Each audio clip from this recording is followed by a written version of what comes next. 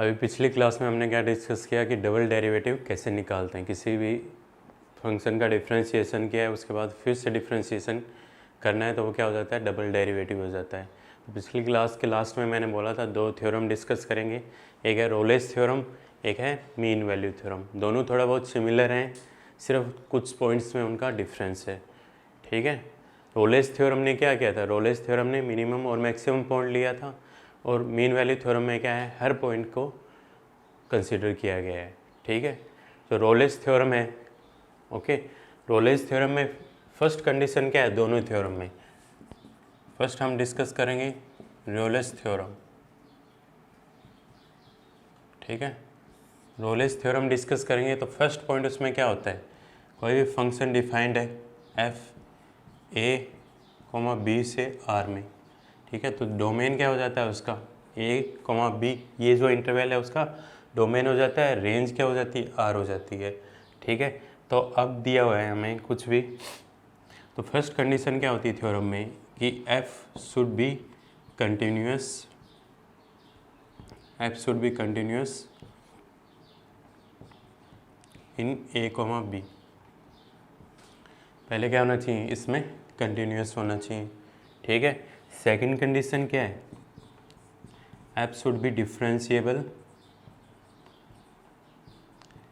Should be differentiable in a comma b. इसके अंदर continuous, और इसमें क्या है, ये ओपन इंटरवल है। ओपन इंटरवल का मतलब दोनों वैल्यू इंक्लूडेड नहीं होती है। क्लोज्ड इंटरवल का मतलब दोनों वैल्यूज़ क्या होती हैं, इंक्लूडेड होती हैं। ठीक है, तो ये दो कंडीशन पहले क्या होनी चाहिए, फॉलो होनी चाहिए। उसी के बाद हम थर्ड कंडीशन आएंगे, वो क्या है, F A comma F A should be equal to F B, where A comma B belongs to R. A और बी दोनों ही क्या है, रियल नंबर है। दोनों ही क्या है, ए और बी दोनों ही क्या है, रियल नंबर है। ठीक है, F A should be equal to F b. Okay, ये दोनों कंडीशन इसमें रोलेस थ्योरम में और मीन वैल्यू थ्योरम में दोनों सेम है। ठीक है, ये कंडीशन रोलेस थ्योरम के लिए, मीन वैल्यू थ्योरम के लिए नहीं होती है। ठीक है, F A should be equal to F B. उसके बाद क्या होता है, F dash C for any C, कोई भी नंबर है ए और बी के बीच में। ठीक है, उसके लिए एफ डैश सी की वैल्यू क्या होनी चाहिए, जीरो। एफ डैश सी की वैल्यू क्या होनी चाहिए, जीरो। अब इसने क्या कंसिडर किया था, ऐसे ग्राफ्स कंसिडर किए थे, मैक्सिमम और मिनिमम वैल्यू। तो ये जो पॉइंट है इन दोनों पे, ये ए हो गया, ये बी हो गया, इन दोनों पे फंक्शन की वैल्यू क्या है, जब लाइन ड्रॉ करेंगे तो दोनों पे फंक्शन की वैल्यू क्या आएगी, सेम आएगी। ठीक है, एफ ए और एफ बी, यहाँ पे जो वैल्यू है उसे क्या बोलेंगे, एफ ए, यहाँ पे जो वैल्यू है उसको क्या बोलेंगे, एफ बी। तो इस पॉइंट को हमने क्या लिया था, सी, क्योंकि इस पे जब टेंजेंट ड्रॉ करते हैं हम, ठीक है, ये क्या पॉइंट है, सी पॉइंट है। इस पर अगर टेंजेंट ड्रॉ कर रहे हो तो ये किसके पैरेलल होती है, एक्स एक्सिस के पैरेलल होती है। किसके पैरेलल होती है, एक्स एक्सिस के। एक्स एक्सिस के अगर पैरेलल है तो उसका स्लोप क्या होता है, जीरो। क्या होता है उसका स्लोप, जीरो होता है। अब पढ़ा है हमने एफ डैश एक्स क्या होगा, स्लोप क्या होता है, y2 minus y one upon x2 minus x1। तो f dash C equal to क्या होता है, f B minus F A upon क्या होता है, बी माइनस ए। तो अगर ये दोनों इक्वल हैं तो ये क्या हो जाएगा, जीरो। ये जो कंडीशन है वो किस में है, मीन वैल्यू थ्योरम में होती है। अब ये दोनों वैल्यू अगर इक्वल हैं तो यहाँ पे क्या आ जाएगा, y2 minus y one zero है तो स्लोप भी क्या आ जाती है, जीरो आती है। तो एफ डैश सी को यहाँ पे क्या लेते हैं हम, जीरो। और जब इसको जीरो के इक्वल करेंगे तो सी की जो वैल्यू आए वो किसके इक्वल होनी चाहिए, सी की जो वैल्यू आएगी वो क्या होनी चाहिए, ए और बी के बीच में होनी चाहिए। जैसे फर्स्ट क्वेश्चन है अपना, रोलेस थ्योरम वेरीफाई करना है कि एप्लीकेबल है कि नहीं। तो फर्स्ट क्वेश्चन में जो फंक्शन दिया हुआ है वो क्या है, पोलिनोमियल फंक्शन है। क्या है, पोलिनोमियल फंक्शन। पोलिनोमियल फंक्शन हमेशा क्या होता है, कंटिन्यूस होता है। तो -4,2 में क्या होगा, कंटिन्यूस होगा। उसके बाद -4,2 में क्या होगा, डिफरेंशिएबल, क्योंकि पोलिनोमियल फंक्शन कंटिन्यूस होता है और डिफरेंशिएबल भी होता है एट एवरी पॉइंट। तो इस इंटरवल में भी क्या होगा, कंटिन्यूस, और इस इंटरवल में भी क्या होगा, डिफरेंशिएबल। उसके बाद f a equal f b, तो -4 रख के देखेंगे और 2 रख के देखेंगे, दोनों केसेस में वैल्यू क्या आ रही है, सेम आ रही है। क्या आ रही है वैल्यू, सेम।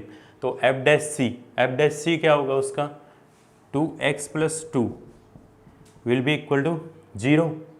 तो एफ डैश सी है, ये तो हो गया एफ डैश एक्स क्या हो गया 2x प्लस 2। अब नाउ एफ डैश सी क्या हो जाएगा, F dash C should be equal to 0, तो 2c plus 2 equal to 0, c equal to क्या हो जाएगा -1, क्या हो जाएगा c equal to -1 which is between belongs to -4,2। तो -1 क्या है, -4,2 के बीच में कहीं वैल्यू आती है। ठीक है, समझ में आ गया। तो फंक्शन क्या दिया हुआ है, ये दिया हुआ है x² प्लस 2x माइनस 8।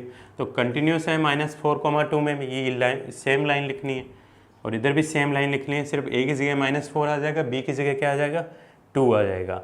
और f a equal to F b, उसमें जब वैल्यू रखोगे तो -4 रखोगे तो 16 माइनस 8 क्या हो जाएगा 0, और 2 रखोगे तो भी वैल्यू क्या आ रही है 0 आ रही है। तो क्या हो जाएगा, दोनों f b equal to f a हो जाएगा, इक्वल टू क्या आ जाएगा 0। ठीक है, ये तो हो गई रोलेस थ्योरम। ओके, इसके बाद इसके ऊपर क्वेश्चन करेंगे, जो 2 क्वेश्चन शुरू में लिखे हुए हैं हमने।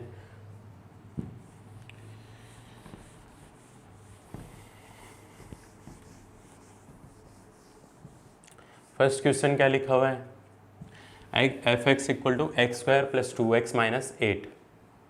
ठीक है, f x equal to x² plus 2x minus 8 और इंटरवल क्या दिया है -4,2। ओके, तो फर्स्ट कंडीशन क्या है, फंक्शन इज कंटिन्यूस, क्या लिखना है, function is continuous in interval -4 to 2। Okay, इस इंटरवल में क्या है, फंक्शन कंटिन्यूस है। ठीक है, इस इंटरवल में फंक्शन क्या होगा कंटिन्यूस। ओके, तो कोस पॉलिनोमियल, रीजन क्या है इसका, polynomial function is always continuous.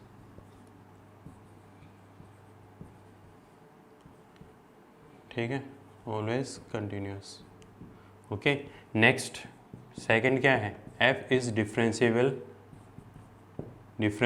इन -4,2। यहाँ पे क्लोज्ड इंटरवल आ गया, यहाँ पे क्या आएगा ओपन इंटरवल। सेम यही लाइन लिखनी है, cause polynomial function is always differentiable. Okay, next में क्या होगा, f -4 इक्वल टू क्या होगा 0, इक्वल टू क्या आ जाएगा f2, दोनों वैल्यू रख के देखेंगे -4। ठीक है, f -4 क्या आ रहा है 0 आ रहा है, f2 की वैल्यू भी क्या आ रही है 0, तो दोनों की वैल्यू क्या है इक्वल। ये 2 कंडीशन तो फिक्स हो गई। इसके बाद f a equal to F b है। नाउ एफ डैश एक्स क्या होगा, इसका डिफ्रेंशिएशन करेंगे, x² का डिफ्रेंशिएशन क्या होता है 2x और x का डिफ्रेंशिएशन क्या होता है 2, तो 2x प्लस 2। ठीक है, now F dash C should be equal to 0, F dash C 0 होगा तो 2c प्लस 2 इक्वल टू क्या हो जाएगा 0 हो जाएगा, 2c प्लस 2 क्या हो जाएगा 0 और c इक्वल टू क्या हो जाएगा -1 which belongs to open interval -4 to 2। तो ये किससे बिलोंग करता है -1 -4,2 से बिलोंग करता है। ठीक है, ये हो गया फर्स्ट क्वेश्चन। तो यहाँ पे रोलेस थ्योरम क्या होती है अप्लीकेबल होती है, क्या होती है रोलेस थ्योरम अप्लीकेबल। ओके, अब नेक्स्ट क्वेश्चन का फर्स्ट पार्ट है, क्या दिया हुआ है ग्रेटेस्ट इंटीजर फंक्शन दिया हुआ है। क्या दिया हुआ है ग्रेटेस्ट इंटीजर फंक्शन। तो ग्रेटेस्ट इंटीजर फंक्शन क्या नहीं होता है, हमने पिछली क्लासेस में पढ़ा है, greatest integer function is not continuous on integral values. तो पहले जो क्वेश्चन होगा उसका पहला क्या है, एफ एक्स इक्वल टू क्या दिया है greatest integer function of x for x belongs to -5,9 से बिलोंग करता है एक्स। तो f x is not continuous, first condition क्या है, फर्स्ट कंडीशन कंटिन्यूस होना चाहिए। तो f x is not continuous, integrals value क्या आएंगी 5 से लेकर 9 तक on integral values. So Rolle's theorem is not applicable, Rolle's theorem is not applicable, ये लिखेंगे पहली लाइन। ठीक है, क्योंकि ग्रेटेस्ट इंटीजर फंक्शन जो होता है वो क्या होता है इंटीग्रल वैल्यूज़ पे कंटिन्यूस नहीं होता। क्यों नहीं होता, जैसे 6 के इधर अगर आएंगे तो वैल्यू क्या हो जाती है 5 और 6 के उधर जाएंगे तो वैल्यू क्या हो जाती है 6, दोनों क्या होती है डिफरेंट होती हैं। इसलिए function is not continuous on integral values. Integral values मतलब 5, 6, 7, 8, 9, तो उसके ऊपर रोलेस थ्योरम क्या नहीं होगी एप्लीकेबल नहीं होगी। अब सेकेंड एग्जाम्पल क्या दिया है हमें, सेकेंड एग्जाम्पल क्या दिया है f x equal to x square -1। F x equal to क्या दिया है, एक्स स्क्वायर माइनस 1। ओके, तो अब ये क्या है, पोलिनोमियल फंक्शन हो जाता है। क्या हो जाता है, polynomial function of power 2। X किससे बिलोंग कर रहा है, 1,2 से। फर्स्ट लाइन क्या हो जाएगी, फर्स्ट कंडीशन क्या होगी, फंड f is continuous in 1,2, closed interval आएगा, क्योंकि polynomial function, cause polynomial function are continuous in at every point of R. Second हो जाएगी एफ इज डिफरेंशिएबल, अब इज डिफरेंशिएबल इन 1,2 से, क्योंकि पोलिनोमियल फंक्शन क्या होते हैं, एवरी पॉइंट पे डिफरेंशिएबल होते हैं। ठीक है, दोनों कंडीशन हो गई। अब f a equal to F b होना चाहिए, तो एफ वन की वैल्यू क्या आएगी, एफ वन की वैल्यू 0 और एफ टू की वैल्यू क्या आएगी 3। तो ये दोनों इक्वल नहीं है, तो Rolle's theorem f a is not equal to F b, so Rolle's theorem is not applicable, Rolle's theorem is not applicable.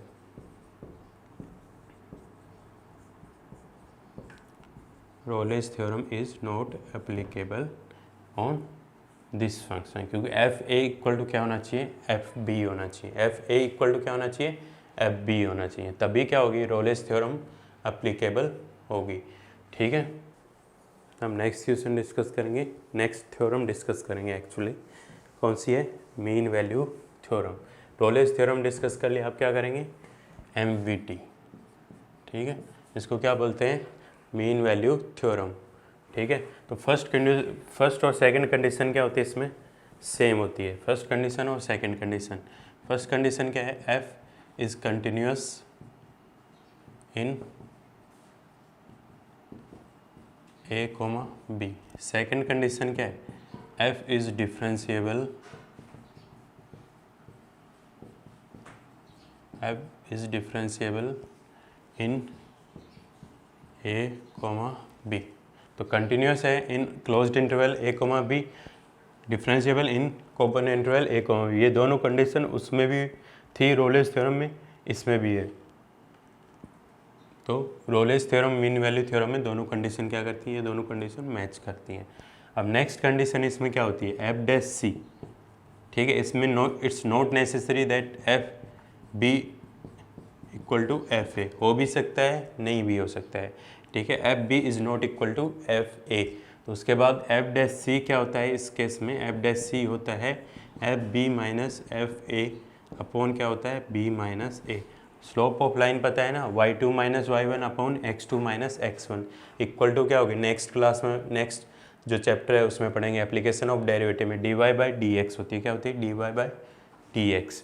तो y2 minus y1 upon x2 minus x1 क्या हो जाएगा, एफ डैश एक्स के equal हो जाएगा, क्या हो जाएगा, एफ डैश सी के इक्वल हो जाएगा। तो सी किससे बिलोंग करना चाहिए, C should belong to A comma B close open interval से, किससे, ओपन इंटरवल से। अब क्वेश्चन नंबर जो 3 दिया हुआ है उसमें क्या करना है, verify M V T f x equal to x square minus 4x minus 3। तो यहाँ पे क्या होता है, f will be continuous in, ये हो गया मीन वैल्यू थ्योरम। अब क्वेश्चन करेंगे तो एफ इज़ कंटिन्यूस इन, तो फंक्शन क्या हो जाएगा अपना, एग्जाम्पल अगर सोल्व करना स्टार्ट करेंगे तो एफ एक्स इक्वल टू क्या हो गया, x square minus 4x minus 3।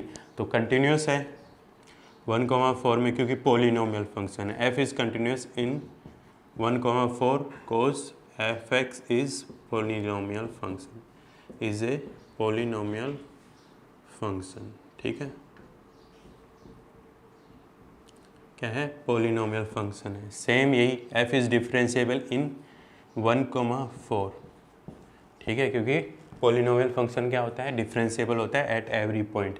और F1 इक्वल टू क्या हो जाएगा, F1 इक्वल टू क्या आएगा, F1 1 रखेंगे तो क्या आ जाएगा, 1 माइनस 7 कितना हो जाएगा, -6। और F3 की वैल्यू, F4 की वैल्यू क्या हो जाएगी, F4 की वैल्यू हो जाएगी 16 माइनस 16 0 -3 आ जाएगा, क्या आ जाएगा, -3। अब फॉर्मूला क्या दिया, F B minus F A upon B minus A. तो ए इक्वल टू क्या हो जाएगा 1, बी इक्वल टू क्या हो जाएगा 4। तो एफ डैश सी, पहले एफ डैश एक्स निकालेंगे, एफ डैश एक्स क्या आएगा, तो एक्स स्क्वायर का डिफ्रेंशिएशन क्या होता है 2x माइनस एक्स का डिफ्रेंशिएशन क्या होता है 1, तो 2x माइनस 4। ओके।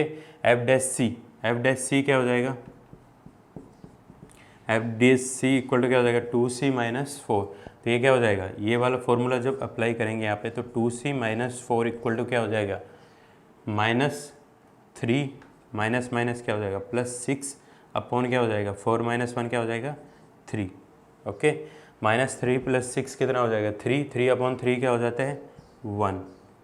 ठीक है, तो 2c माइनस 4 इक्वल टू क्या हो जाएगा 1, c इक्वल टू क्या हो जाएगा 5/2। तो c 5/2 की वैल्यू क्या होती है 2.5, वो इन दोनों के बीच में आती है, इस इंटरवल में वो वैल्यू आती है। तो इससे क्या हो जाएगा मीन वैल्यू थ्योरम अप्लीकेबल होगी। इससे पता हमें क्या चलेगा that mean value theorem is verified on this function. ठीक है, समझ में आ गया। पहली दो कंडीशन सेम है मीन वैल्यू थ्योरम में और रोलेस थ्योरम में, पहली दो कंडीशन सेम है। कंटिन्यूस होना चाहिए इन क्लोज्ड इंटरवल, डिफरेंशिएबल होना चाहिए इन ओपन इंटरवल, और f b should not be equal to f a. तो ये कंडीशन जरूरी नहीं, हो भी सकता है नहीं भी हो सकता। तो F1 equal to -6, F4 equal to -3, और ये फॉर्मूला यूज़ करेंगे। F dash C equal to क्या होता है f B minus F A upon B minus a. Okay, तो अगर इक्वल है तो रोलेस थ्योरम होती है, अगर इक्वल है F a equal to F b है तो वो क्या हो जाती है रोलेस थ्योरम हो जाती है, अगर नॉट इक्वल टू है तो मीन वैल्यू थ्योरम हो जाती है। समझ में आ गया। एफ डैश सी इक्वल क्या हो गया f B minus F A upon B minus a. Okay, तो इस तरीके से हमने क्वेश्चन को सोल्व किया है। तो यहाँ पे सी की वैल्यू जो आई वो बिटवीन 1,4 ओपन इंटरवल 1,4 के बीच में आनी चाहिए। तो उससे क्या प्रूव होता है that mean value theorem is verified on this function. ठीक है, नेक्स्ट क्वेश्चन करेंगे। नेक्स्ट क्वेश्चन में सेम प्रोसेस करना है, सेम मेथड, जैसे ये इसको सोल्व किया है वैसे ही उसको करना है। क्या होगा एफ एक्स इक्वल टू क्या हो जाएगा एफ एक्स इक्वल टू हो जाएगा x³ minus 5x² minus 3x। Okay, और इंटरवल क्या हो जाएगा 1,3, क्या हो जाएंगे इंटरवल 1,3। तो f x is continuous in 1,3 because F x is a polynomial function, differentiable in 1,3 open interval. f1 की वैल्यू क्या हो जाएगी f1 की वैल्यू हो जाएगी 1 - 5 - 3 कितना हो जाएगा 1 - 8 कितना हो जाएगा -7 कितना हो जाएगा -7 क्या हो जाएगा -7 आ जाएगा। अब f3 की वैल्यू क्या हो जाएगी f3 की वैल्यू क्या होगी 3 रखेंगे, x इक्वल टू क्या रखेंगे 3 3 जा 9 9 3 जा 27 माइनस 45 कितना हो जाएगा -18 -9 कितना हो जाएगा -27। 3 इसमें रख के देख रहे हैं। ठीक है, कितना हो जाएगा 27 -45 -9 कितना हो जाएगा -27 -54 -27। तो फिर से यही फॉर्मूला लगाएं। f1 इक्वल टू क्या हो गया a equal to 1 b equal to 3, f dash x क्या हो जाएगा एफ डैश एक्स हो जाएगा 3x² minus 10x minus 3। Okay, 3 3 जा क्या हो जाएगा 9। तो इसको अगर हम फैक्टराइजेशन फॉर्म में लिखेंगे तो 3x² minus 9x minus x minus क्या हो जाएगा 3। ठीक है, 3x² माइनस 9x। तो इसको हम लिखेंगे एफ डैश सी लिखना है, तो एफ डैश सी क्या हो जाएगा एफ डैश सी हो जाएगा 3c² माइनस 10c माइनस 3। तो यहाँ पे रख देंगे वैल्यू इस फॉर्मूले में। ठीक है, क्या हो जाएगा F dash C equal to क्या हो जाएगा 3c² minus 10c minus 3 equal to. ठीक है, तो f B minus f b की वैल्यू क्या है -27, और ये क्या हो जाएगा माइनस माइनस प्लस हो जाएगा, अपॉन में क्या होगा और 3 - 1 क्या हो जाएगा 2 हो जाएगा, -20 अपॉन 2 क्या हो जाएगा -10 क्या हो जाएगा -10। इधर आके क्या हो जाएगा 3c² minus 10c minus 3 minus इधर आके क्या हो जाएगा +10 इक्वल टू क्या हो जाएगा 0 इक्वल टू क्या हो जाएगा 0।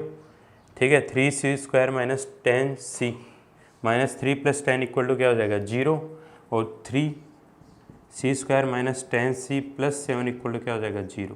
तो यहाँ से हमें c की 2 वैल्यू मिलेंगी। ठीक है, तो वो यहाँ पे देख लेते हैं क्योंकि नीचे स्पेस कम है। ठीक है, 3c² minus 10c + 7 equal to क्या हो जाएगा 0 हो जाएगा।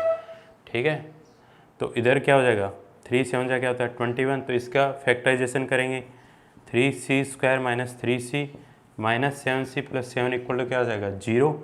3c कॉमन आ जाएगा c - 1 minus 7 c - 1 equal to क्या हो जाएगा 0। तो c माइनस 1 और दूसरी वैल्यू क्या हो जाएगी c 3c minus 7 equal to क्या हो जाएगा 0। c इक्वल टू क्या हो जाएगा 1 और c इक्वल टू क्या हो जाएगा 7/3। तो यहाँ पे 7/3 बिलोंग्स टू 1,3 ओपन इंटरवल 1,3। तो इससे क्या हो जाएगा मीन वैल्यू क्या हो जाएगी, मीन वैल्यू थ्योरम क्या हो जाएगी अप्लीकेबल हो जाएगी। क्या हो जाएगी mean value theorem applicable. Okay, अब ये हो गया डिस्कशन। अब एनसीईआरटी के एक्सरसाइज में लास्ट क्वेश्चन क्या दिया हुआ है, ठीक है, 3c² minus 10c plus 7 equal to क्या है 0। तो यहाँ पे क्या हो जाएगा 3c² minus 3c minus 7c plus 7 equal to क्या हो जाएगा 0। तो यहाँ पे क्या हो जाएगा 3c minus 7 into c minus 1, इसका क्या हो जाएगा फैक्टराइजेशन हो जाएगा। तो c इक्वल टू 1 आएगा और फिर क्या आएगा c इक्वल टू 7/3। तो इस तरीके से हम इसको क्या करेंगे प्रूव करेंगे। 3c² माइनस 10c प्लस 7 का हमने फैक्टराइजेशन करके इसका क्या कर दिया, c की वैल्यू हम यहाँ से निकाल लेते हैं। ठीक है, इसके बाद हम लास्ट क्वेश्चन करेंगे। ठीक है, लास्ट क्वेश्चन क्या होगा,